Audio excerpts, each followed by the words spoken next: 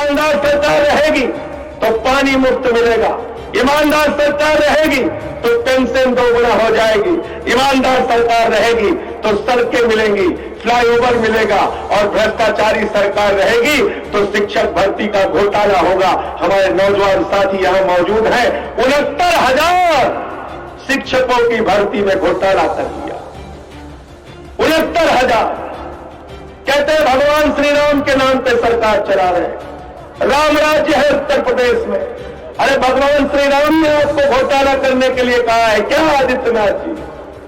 किसने कहा आपको घोटाला करने के लिए? बेटी बचाओ का नारा देते हो, मिशन शक्ति चला रहे हैं उत्तर प्रदेश के अंदर। अरे इस मिशन शक्ति का क्या करें? अखबार खोलकर देखते हैं तो खून के आंसू बह जाते हैं। 4 साल की बच्ची के साथ बलात्कार, 8 साल की बच्ची के साथ बलात्कार, 10 साल की बच्ची के साथ बलात्कार, 12 साल की बच्ची के साथ बलात्कार, बलात्कार करने के बाद शरीर काट दिया जा रहा है, गर्दन तोड़ दी जा रही है।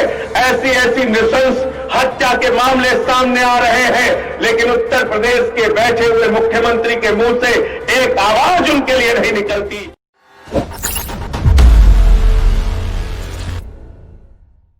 साथियों और दोस्तों, पिछले 3.5 साल से एक सरकार उत्तर प्रदेश में चल रही है, योगी आदित्यनाथ की सरकार, भारतीय जनता पार्टी की सरकार। और आप याद कीजिए 3.5 साल पहले जब ये लोग सत्ता में आए थे तो याद कर लेना, पाल समाज और पिछड़े वर्ग के दम पर ये सत्ता में आए थे। ये किसी एक जाति, किसी एक धर्म के दम पर सत्ता में नहीं आए थे। इन्होंने पाल समाज हो, नाई समाज हो, निषाद समाज हो, मौर्य समाज हो, कुशवाहा समाज हो, सारे समाज का वोट तो ले लिया, लेकिन जब न्याय देने की बात आती है तो उत्तर प्रदेश के अंदर जातिवादी व्यवस्था चलाई जा रही है। मैं इस व्यवस्था के खिलाफ, जातिवादी व्यवस्था नहीं होनी चाहिए। जब आपको सबने मिलकर मुख्यमंत्री बनाया तो आदित्यनाथ जी, आपकी जिम्मेदारी है, आप संविधान की शपथ लेते हैं, बाबा साहब डॉक्टर भीमराव अंबेडकर द्वारा बनाए गए संविधान की शपथ लेते हैं। आप किसी जाति के नेता नहीं बन सकते, आपको 24 करोड़ उत्तर प्रदेश के लोगों का मुख्यमंत्री बनकर काम करना होगा। मेरी लड़ाई इसी बात को लेकर है। हमें जातियों की सरकार नहीं चाहिए, हमें उत्तर प्रदेश की जनता की सरकार चाहिए, क्योंकि जो मुख्यमंत्री के तौर पर बैठा है वो न्याय की कुर्सी पर बैठा है, वो उत्तर प्रदेश के अभिभावक के तौर पर काम कर रहा है। और न्याय की कुर्सी पर बैठा हुआ व्यक्ति अगर हत्या के मामले में 2 आंख करेगा, बलात्कार के मामले में 2 आंख करेगा, डकैती के मामले में 2 आंख करेगा, चोरी के मामले में 2 आंख करेगा, अपराध के मामले में 2 आंख करेगा, तो मैं पाल समाज के लोगों का आह्वान करना चाहता हूं, हम सब मिलकर इसके खिलाफ लड़ाई लड़ेंगे, संघर्ष करेंगे और आर पार की लड़ाई लड़ेंगे। कहां थे आप? जवाब दीजिए।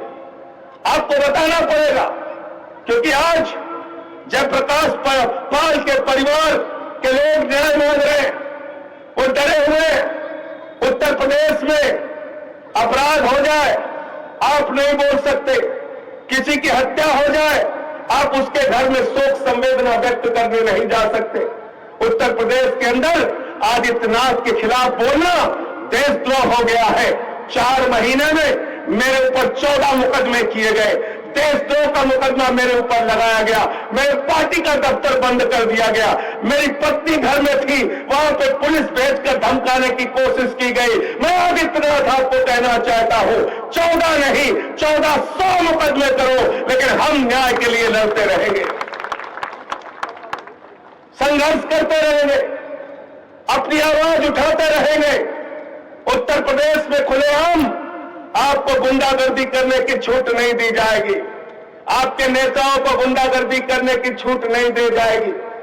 कैसी पार्टी है आपकी पार्टी योगी आदित्यनाथ जी? बेटी बचाओ का नारा देते हो आप लोग, बेटी बचाओ का नारा देते हो, मिशन शक्ति चला रहे हैं उत्तर प्रदेश के अंदर। अरे इस मिशन शक्ति का क्या करें? अखबार खोलकर देखते हैं तो खून के आंसू बह जाते हैं। 4 साल की बच्ची के साथ बलात्कार, 8 साल की बच्ची के साथ बलात्कार, 10 साल की बच्ची के साथ बलात्कार, 12 साल की बच्ची के साथ बलात्कार। बलात्कार करने के बाद शरीर काट दिया जा रहा है, गर्दन तोड़ दी जा रही है। ऐसी ऐसी नृशंस हत्या के मामले सामने आ रहे हैं, लेकिन उत्तर प्रदेश के बैठे हुए मुख्यमंत्री के मुंह से एक आवाज उनके लिए नहीं निकलती। मैं पूछना चाहता हूं, बताओ हमें, जब वाल्मीकि समाज की एक बच्ची का हाथरस में बलात्कार हुआ, उसके गले की हड्डी तोड़ दी गई, अलीगढ़ मेडिकल कॉलेज की रिपोर्ट आ गई कि रेप हुआ है, उसके बावजूद उन बलात्कारियों के पक्ष में अगर खड़े होते हो तो हमें सवाल उठाना चाहिए कि नहीं उठाना चाहिए? मैं आपसे पूछना चाहता हूं। हमें बोलना पड़ेगा, आवाज उठानी पड़ेगी इन अत्याचारों के खिलाफ। मैं गया था हाथरस, हमारे साथी भी साथ में थे, सोमनाथ पाल जी भी गए थे। वहां हमारे ऊपर हमला करा रहे हो, स्याही फेंकवा रहे हो आदित्यनाथ जी। ये बदर घुड़की किसी और को दिखाना आदित्यनाथ जी। मैं आपसे कहना चाहता हूं, जो एक काली स्याही फेंककर अपने काले कारनामों को छुपाने की कोशिश कर रहे हो, इसी काली स्याही से तुम्हारा काला इतिहास लिखने का काम करूंगा, इसी काली स्याही से। और हाथरस की घटना के बाद, बलरामपुर की घटना के बाद, लखीमपुर की घटना के बाद, जौनपुर की घटना के बाद, जाटव समाज के लोग, वाल्मीकि समाज के लोग, दलित समाज के लोग, पिछड़े समाज के लोग, पाल समाज के लोग, मौर्य समाज के लोग, निषाद समाज के लोग अपने आप को सुरक्षित नहीं महसूस कर रहे हैं तुम्हारी सरकार में, और ये सब एक साथ मिलकर लामबंद होकर आम आदमी पार्टी के झंडे तले तुम्हारे खिलाफ आंदोलन करेंगे, आवाज उठाएंगे और अपना हक लेकर रहेंगे। मुझे पीड़ा हुई गाजियाबाद में जब मैंने अखबार में पढ़ा कि जाटव समाज के, वाल्मीकि समाज के 250 से ज्यादा लोगों ने हिंदू धर्म छोड़ दिया। योगी आदित्यनाथ की नीतियों से तंग आकर, हाथरस कांड से पीड़ित होकर, योगी आदित्यनाथ उनके पास उनको समझाने नहीं जाते, उनको ये पूछने नहीं जाते थे कि भाइयों तुमने हिंदू धर्म छोड़ा क्यों हिंदू धर्म छोड़कर जा रहे हो? उनकी पीड़ा जानने की कोशिश नहीं की, बल्कि उल्टे उनको अपमानित करने का काम किया। उनको अपमानित करते हुए कहा कि अरे ये जो जाटव समाज के लोग हैं, ये जो वाल्मीकि समाज के लोग धर्म परिवर्तन कर रहे हैं, इन्होंने दाऊद इब्राहिम से पैसा लिया है, ISI से पैसा लिया है, आतंकवादी संगठनों से पैसा लिया है। मैं आदित्यनाथ जी आपसे पूछना चाहता हूं, मैं भारतीय जनता पार्टी के लोगों तुमसे सवाल करना चाहता हूं। राजरत्न अंबेडकर जी, जो बाबा साहब डॉक्टर भीमराव अंबेडकर के परपौत्र हैं, उन्होंने आके बौद्ध धर्म की दीक्षा गाजियाबाद में दिलाई थी, तो क्या भाजपा ये कहना चाहती है कि बाबा साहब का परिवार दाऊद इब्राहिम से जुड़ा है? क्या भाजपा ये कहना चाहती है कि बाबा साहब का परिवार ISI से जुड़ा हुआ है? क्या भाजपा ये कहना चाहती है कि दलित समाज के लोग, पिछड़े समाज के लोग इतने कमजोर हो और लालची हैं कि वो पैसा लेके अपना धर्म परिवर्तन कर रहे हैं? क्या भाजपा ये कहना चाहती है कि दाऊद इब्राहिम बौद्ध धर्म का प्रचारक है? दाऊद इब्राहिम बौद्ध धर्म का प्रचारक है क्या? दाऊद इब्राहिम बौद्ध धर्म का प्रचारक है क्या? अरे उन्होंने तो बौद्ध धर्म अपनाया, बौद्ध धर्म, और तुम कह रहे हो दाऊद इब्राहिम से पैसा लेके बौद्ध धर्म अपनाया। अपमानित करते हैं दलित समाज को, अपमानित करते हैं पिछड़े समाज के लोगों को। इसलिए अपने स्वाभिमान की रक्षा करने के लिए हम सबको संगठित होना होगा, एक साथ आना पड़ेगा, और लोकतंत्र के अंदर जिसकी आबादी 1 करोड़ हो, उसको न्याय के लिए अगर दर दर की ठोकरें खानी पड़े तो कमजोरी हमारी है, कमजोरी उनकी नहीं है। आज उत्तर प्रदेश में स्मार्ट मीटर के नाम पर घोटाला हो रहा है। मीटर आपका 30% तेजी से भागता है, मीटर 30% ज्यादा दाम आपका लेता है। पिछले 2 साल से उत्तर प्रदेश की जनता से 30% बिजली का दाम ज्यादा लिया गया है। हम लोग कह रहे हैं ये 30% पैसा ब्याज सहित वापस करो, वरना तुम्हारे खिलाफ आंदोलन छेड़ने का काम आम आदमी पार्टी करेगी। तो ईमानदार सरकार रहेगी तो बिजली मुफ्त मिलेगी, ईमानदार सरकार रहेगी तो पानी मुफ्त मिलेगा, ईमानदार सरकार रहेगी तो पेंशन 2 गुना हो जाएगी, ईमानदार सरकार रहेगी तो सड़कें मिलेंगी, फ्लाईओवर मिलेगा, और भ्रष्टाचारी सरकार रहेगी तो शिक्षक भर्ती का घोटाला होगा। हमारे नौजवान साथी यहां मौजूद हैं, 69,000 शिक्षकों की भर्ती में घोटाला कर लिया। 69,000 कहते हैं भगवान श्री राम के नाम पे सरकार चला रहे हैं, राम राज्य है उत्तर प्रदेश में। अरे भगवान श्री राम ने आपको घोटाला करने के लिए कहा है क्या आदित्यनाथ जी? किसने कहा आपको घोटाला करने के लिए? किसने कहा आपको भ्रष्टाचार करने के लिए? किसने कहा आपको भेदभाव करने के लिए? अरे प्रभु श्री राम के आदर्श को जरा पढ़ लेना। भगवान श्री राम को केवट ने नैया से नदी पार कराई, निषाद राज ने उनका साथ दिया, भालुओं ने, बानरों ने सेना बनाकर, नल नील की सेना बनाकर उन्होंने रावण का नाश किया, और तुम अपनी ही जनता के साथ भेदभाव करते हो। तुम राम के आदर्श को मानने वाले नहीं हो। इसलिए साथियों और दोस्तों, मैं आपसे कहना चाहता हूं, एकजुट हो जाइए, संगठित हो जाइए, और हम सबको मिलकर अपने हक, अपने अधिकार के लिए लड़ाई लड़नी है। और इसलिए लड़ाई लड़नी है कि सत्ता आज चंद लोगों के कब्जे में पूरे हिंदुस्तान में है। पूरब से लेकर पश्चिम तक, उत्तर से लेकर दक्षिण तक चंद परिवारों ने हिंदुस्तान की राजनीति पर कब्जा कर लिया है। उस राजनीति को उन परिवारों से मुक्त कराने का काम हमको और आपको करना है।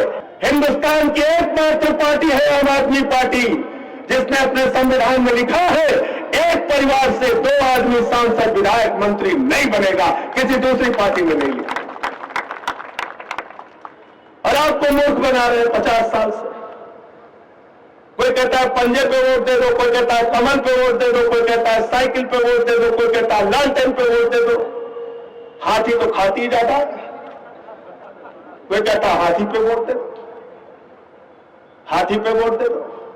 हाथी का हाल देख लिया आपने। अब हाथी के सूंड में कमल का फूल चला गया है। इनसे भी सावधान रहना है आपको। इसलिए इन प्राइवेट लिमिटेड कंपनियों को अगर बंद कराना चाहते हो और आम आदमी की सरकार लाना चाहते हो, जो सरकार आपके हक में, आपके लिए, आपके बच्चे के लिए, आपके भविष्य के लिए काम करे, तो आम आदमी पार्टी के साथ आइए। हम सब मिलकर लड़ेंगे, एक साथ मिलकर संघर्ष करेंगे। हम देखना चाहते हैं कितने मुकदमे लिखे जाएंगे, कितना जेल भेजा जाएगा। हम देखना चाहते हैं। इस नफरत की राजनीति से हिंदुस्तान को बचाना है। ये कब तक मजहबी नशा बांटिएगा? ये कब तक मजहबी नशा बांटिएगा? ये उन्माद वाली हवा बांटिएगा? ये मंदिर, ये मस्जिद, शिवालय की जिनमें वतन ही ना होगा तो क्या बांटिएगा? क्या बांटोगे तुम? जब ये देश ही नहीं बचेगा, जब हिंदुस्तान के टुकड़े टुकड़े कर दोगे तुम, क्या बांटना चाहते हो? और कहां से शुरू करें, कहां खत्म करें? वतन की जो हालत सुनाने लगेंगे तो पत्थर भी आंसू बहाने लगेंगे। वतन की जो हालत सुनाने लगेंगे तो पत्थर भी आंसू बहाने लगेंगे। अगर भीड़ में खो गई आदमियत तो उसे ढूंढने में जमाने लगेंगे। इंसानियत का, मानवता का, आदमियत का कत्ल किया जा रहा है। इसलिए साथियों और दोस्तों, अगर आपको हाथरस कांड से पीड़ा है, अगर आपको बलिया के जयप्रकाश पाल के कांड से पीड़ा है, अगर आपको ब्रजेश पाल से प्यार है, अगर आपको संजीत यादव के कांड से पीड़ा है, अगर उत्तर प्रदेश में दलितों पर, पिछड़ों पर, अल्पसंख्यकों पर हो रहे अत्याचार से मन दुखी है, तकलीफ में है, तो आइए हम सब मिलकर एक साथ इस सरकार से सवाल पूछेंगे, उनसे अपना हक और अधिकार वापस लेंगे और उत्तर प्रदेश को एक ऐसा प्रदेश बनाएंगे जहां पर जनता की सरकार चले, जातियों की सरकार नहीं चले। बहुत बहुत धन्यवाद, बहुत बहुत शुक्रिया, बहुत बहुत आभार। इंकलाब जिंदाबाद, आम आदमी जिंदाबाद। अगर आपको हमारे वीडियोस पसंद आए तो प्लीज लाइक करें, सब्सक्राइब करें और शेयर करें।